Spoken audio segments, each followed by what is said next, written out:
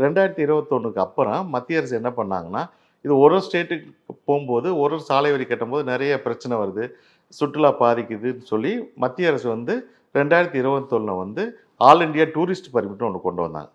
அது 2023 சில கரெக்ஷன்லாம் பண்ணி அப்கிரேட் பண்ணாங்க.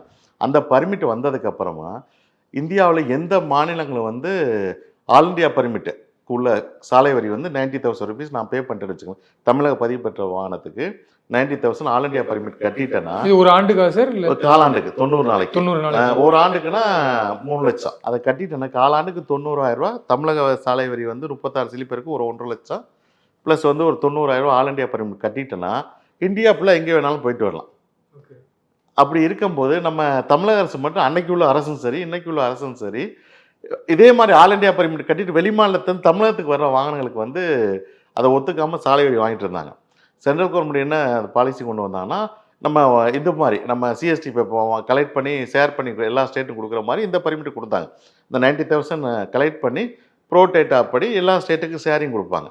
அது மாதிரி தான் எவரி மந்த்து கொடுத்துக்கிட்டு இருக்காங்க. ஆனால் தமிழ்நாடு மட்டும் ஒத்துக்கலை. ஒத்துக்காதனால இவங்க பக்கத்து மாநிலமான கேரளா, கர்நாடகா வந்து பார்த்தாங்க. தமிழ்நாடு இல்லாமல் தமிழ்நாட்டில் வந்து சாலை வரி செலுத்தாமல் அங்கே உள்ள ஆப்ரேட்டர் இங்கே வர்றாங்க, நம்ம வண்டியெல்லாம் அங்கே போகும்போது சாலை வரி செலுத்துகிறாங்கன்னு சொல்லிட்டு தான் இப்போ வாகனம் அந்த பிரச்சனை உருவாகி அங்கே உள்ள சங்கங்கள், அங்கே உள்ள ஆப்ரேட்டர்லாம் அரசுக்கு கம்ப்ளைண்ட் பண்ணி இப்போ நீங்கள் இந்த பிரச்சனை வந்து இருக்குது.